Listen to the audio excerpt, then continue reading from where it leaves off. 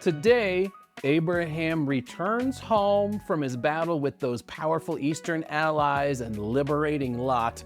And on his way, he gives one gift, turns down another gift as he finds common ground with a mysterious stranger. It's day 8 in our 40-day walk through Abraham's life of faith. Every day for these 40 days, we're on the hunt for clues about what it takes to live a life of faith and friendship with God. And the story's rolling now as we read and react to what we see here on day 8. Looking at my reading guide, it's Genesis 14, 17 through 24. And we're going to react here by highlighting our GYRs. You know, that's our green, yellows, and reds. Green moments means I love this. Yellow means I don't get this. And red highlights mean I don't like this at all. So I'm going to give you mine here in a minute. But first, we're going to pause, all right? Grab your reading guide here for day 8 if you haven't already, and give yourself a few minutes to peruse and drink in today's episode and look for that mysterious stranger if you haven't already done it, okay? So if you haven't read yet today, this is your chance. I'm going to pause it right here, okay? And then we'll come back and we'll discuss, all right? So pause here in 3, 2, 1, pause. See what I did there? I paused, hoping that you would pause too.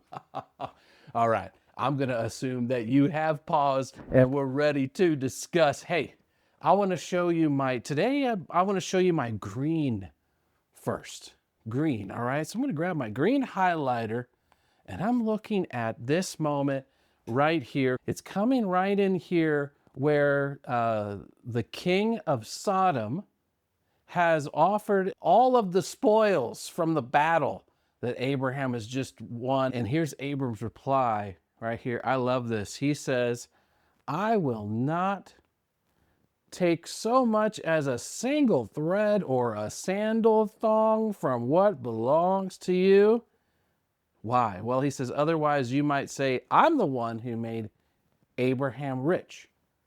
And, knowing what we know so far and the little foreshadowing we've gotten in the story so far, what we know about, Sodom and the whole, situation there that Lot kind of chose to move into hasn't panned out well for, for Lot.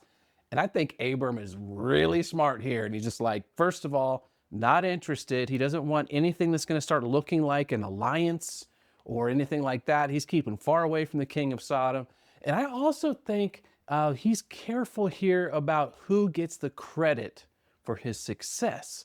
And for Abram, that belongs to God. He doesn't want some dusty old king of Sodom coming along and saying, well, look what we did for Abraham. He's very concerned about God's reputation here, I think. And that's a green flag for me. That's a green highlight. It would have been, this is a huge economic choice on Abraham's part, right? That's a lot. That's stacks and stacks of high quality merchandise that he turns down because he doesn't want to mess with any kind of alliance or entanglements with these shady neighbors that Lot has fallen in with. Now, let me show you my yellow moment for today. Just something I feel like, man, I want to think more about this. And it comes right here with this. Here's the mysterious figure, right? Is this character right here, Melchizedek, king of Salem. If you're looking at this and going, who is that guy?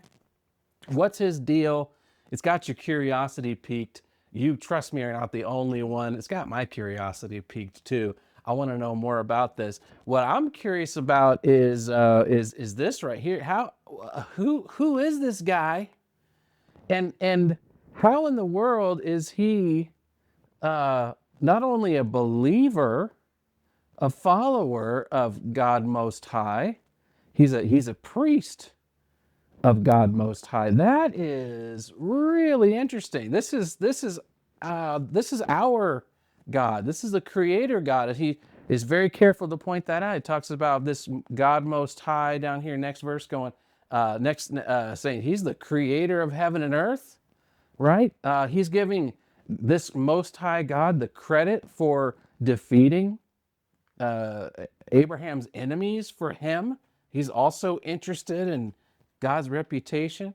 And then if you have any puzzle, like, well, wait a minute, is this the same, God that Abraham is worshiping and the Bible is elevating as the creator God?